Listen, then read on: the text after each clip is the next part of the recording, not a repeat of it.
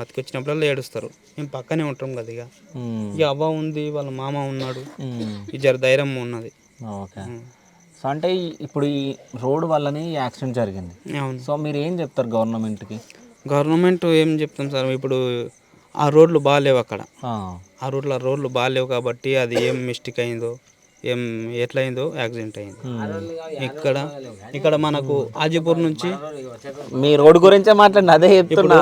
వచ్చినాయి అసలు మొత్తం కష్టం. అసలు లక్ష్మణపూర్ నుంచి గేట్ వరకు, మా ఆజిపూర్ గేట్ వరకు అస్సలు రోడ్డు బాగాలేదు. పూర మొత్తం పోయింది. ఆజిపూర్ గేట్ అంటున్నాను, ఇంకా దాటి వెళ్ళిపోయినా. ఆ దాటి వెళ్ళిపోతే అక్కడ ఒక కాలేజ్ ఏదో ఉంది కదా, అక్కడ ఒక హాస్టల్ టైప్ ఏదో ఉంది, అదంతా వెళ్ళిపోయినా. అది మొత్తం దాటి వెళ్ళిపోయినా నేను. సో అయినా అక్కడ కూడా అసలు రోడ్ ఏం బాగాలేదు. ఏది కొత్తూరు వరకు అంటే అక్కడ నుంచి వస్తుంది రోడ్డు, ఇంకా ఇక్కడ కాలేదు. అక్కడ వెళ్ళి రోడ్ వస్తుంది, కొత్తూరు నుంచి అటు నుంచి రోడ్ వస్తుంది, ఇక్కడ ఇంకా రాలేదు. ఇక్కడ మరీ దారుణం ఉంది. లారీలు తిరుగుతాయి ఎక్కువ. ఆర్బిఎల్ కంపెనీ ఉంది కదా, లారీలు వచ్చేటందుకు రోడ్ కంటే ఇలాంటి సిచ్యువేషన్ అయినప్పుడు మన ఫ్యామిలీ మెంబర్స్ లో కూడా ఎవరికన్నా అవుతుంది. ఇప్పుడు ఇంతమంది పిల్లలు ఉన్నారు, వాళ్ళు బండ్లో సైకిల్లో ఏదో తీసుకోవాలి, స్కూల్ ఉన్నాయి, పోతుంటారు వస్తుంటారు. రోడ్ అస్సలు బాగాలేదు పూర. అది ఎప్పుడైతుందో కానీ ఇప్పుడు ఆగం గుంతలు ఉన్నాయి.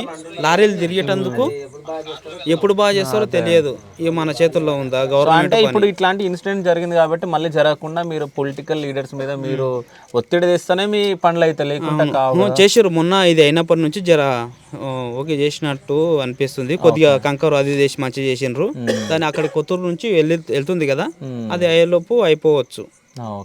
అంటే గుంతలు ఉండే కంకర్ అది చేసి మూసి జర సాఫ్ చేసిండ్రు. వర్షాకాలం ఉండే కదా, అది మొత్తం లారీలు అవి వచ్చి గుంతలు పడిండే, చాలా పడిండే లక్ష్మణపూర్ వరకు. అది జర యాక్సిడెంట్ అయినాక కంకర్ అది వేసి జర సాఫ్ చేసిండ్రు పోనీకే.